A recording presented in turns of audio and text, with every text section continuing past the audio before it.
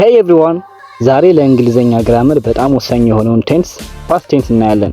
እንግሊዘኛ ለመማር እየጣራችሁ ከሆነ ወይም ችሎታችሁን ለማዳበር ከፈለጋችሁ በዚህ ቪዲዮ ጠለቅ ብለን ስለ አገባባቸው፣ መቼ መጠቀም እንዳለብን እንዲሁም ብዙ ጊዜ የሚሰሩ ስህተቶችን ዳሰናል። እስከመጨረሻው ቆዩ። let's get started። ሲምፕል ፓስት ፎርሙላው ምንድነው? ሳብጀክት አለ፣ ከዛ ቨርብ ወይም ፓስት ቨርብ እንጠቀማለን። ያለፈ ግስ ማለት ነው። ይህ ቴንስ ድርጊቱ ተጀምሮ የነበረበት ጊዜ እንዲሁም ያለቀበት ጊዜ በፊት ከነበረ ማለትም ከአሁን ጋር የማይገናኝ ሲሆን ወይም ደግሞ ከወደፊት ጋር የማይገናኝ ሲሆን እንጠቀመዋለን። ለምሳሌ I watched a movie last night። ባለፈው ምሽት ፊልም አይቼ ነበር ነው። She visited her grandparents yesterday። ትላንትና አያቶቿን ጎብኝታለች ወይም ጠይቃለች ማለት ነው። እነዚህ ሁሉ ምሳሌዎች ድርጊቱ በፊት የተሰራና ያለቀ እንደሆነ ያሳያሉ። መቼ እንጠቀማቸው? For complete actions in the past ባለፈ ጊዜ ላይ የተፈጸሙ ድርጊቶች with time expressions like yesterday, last week, in 2015, in 2016 እያልን እንጠቀማቸው። past continuous ፎርሙላው subject ከዛ ሲንጉላር ከሆነ subjectu was፣ plural ከሆነ were አድርገን verb ing እንጠቀማለን። it used for action that were in progress at a specific time in the past ጊዜ ያለፈ ሆኖ ነገር ግን እስከ ተወሰነ ጊዜ ድርጊቱ እንደቀጠለ ለማሳየት past continuous እንጠቀማለን። ለምሳሌ I was studying when you called። ስትደውልልኝ እያጠናው ነበር። ማጥናቱ ለተወሰነ ጊዜ እየቀጠለ ነበር ማለት ነው። They were playing soccer at 5 p.m. 11 ሰዓት ላይ ኳስ እየተጫወቱ ነበር። ስለዚህ ኳስ መጫወቱም ለተወሰነ ጊዜ ያህል እንደቀጠለ ያሳያል በሰዓቱ። አሁን ግን አልፏል።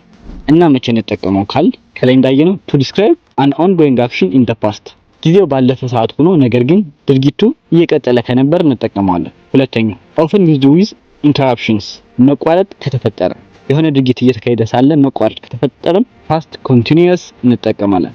ለምሳሌ while I was cooking my mother came። እያበሰልኩ እያለ እናቴ መጣች። ስለዚህ መቋረጥ ተፈጥሯል ማለት ነው። በዚህ ሁኔታ past continuous tense እንጠቀም።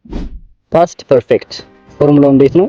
ሳብጀክት አድርገን had ብለን verb 3 መጠቀም ነው ወይም past participle ይባላል። the past perfect is used to show that one action happened before another in the past። ይህንን ቴንስ የምንጠቀመው ድርጊቱ ያለፈ ሆኖ ነገር ግን አንዱ ድርጊት ከአንዱ ድርጊት ቀድሞ መከሰቱን ለማሳየት እንጠቀመዋለን። ቀድሞ የተከሰተውን ድርጊት በፓስት ፐርፌክት እንገልጸዋለን። ለምሳሌ ፊልሙ ከመጀመሩ በፊት የቤት ስራዋን ሰርታ ጨርሳ ነበር ለማለት she had finished her homework before the movie started እንላለን።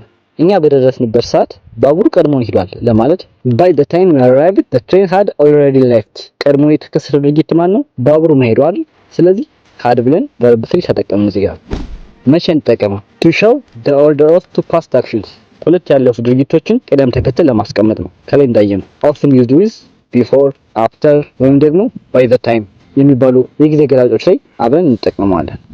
past perfect continuous ፎርሙላው ሳብጀክት አለ፣ ከዛ had been አድርገን verb ing መጠቀም ነው። it emphasizes the duration of an action that happened before another action in the past ምን ያጎላልናል? አንድ ድርጊት ከመፈጠሩ በፊት የወሰደብንን የጊዜ እርዝማኔ አጉልቶ ለማሳየት ነው የምንጠቀመው። ለምሳሌ I had been waiting for hours before the bus finally arrived። መጨረሻ ላይ ባሱ ከመምጣቱ በፊት ለሰዓታቶች ያህል ስጠብቅ ነበር ማለት ነው። They had been working all day so they were tired። ቀኑን ሙሉ ሲሰሩ ስለነበር ደክሟቸው ነበር ማለት ነው። ምን እያጎላልን ነው? ቀኑን ሙሉ ሲሰሩ እንደነበር እያሳየን። ቀኑን ሙሉ በሚለው የጊዜውን እርዝማኔ እያጎላልን ነው ማለት ነው።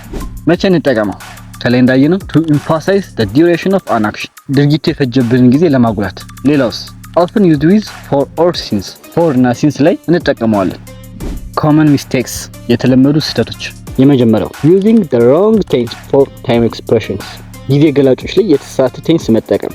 ለምሳሌ I will go to the party yesterday yesterday ያለፈ ነው።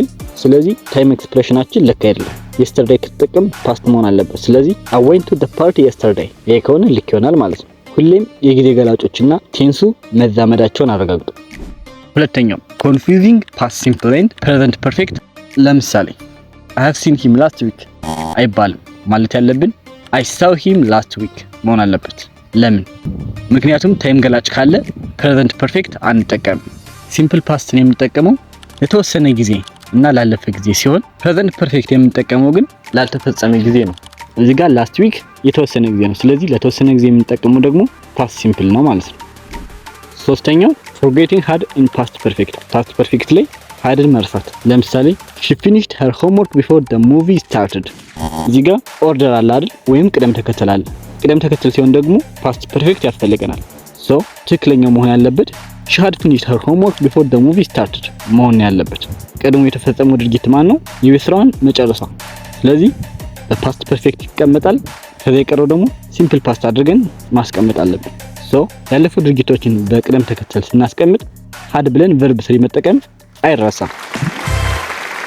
በቃ ይሄ ነው ስለ ፓስት ቴንስ ፎርሙላዎች መቼ መጠቀም እንዳለብን እና በተደጋጋሚ ስለሚሰሩ ስህተቶች ጠለቅ ያለ መረዳት አግኝታችኋል። በመጨረሻም ጠቃሚ ቪዲዮ ሆኖ ካገኛችሁት ላይክ እና ሰብስክራይብ በማድረግ ድጋፋችሁን አሳዩን። ቀጣይ በምን ርዕስ ልስራላችሁ ኮሜንት አድርጉልኝ። Thanks for watching and see you soon.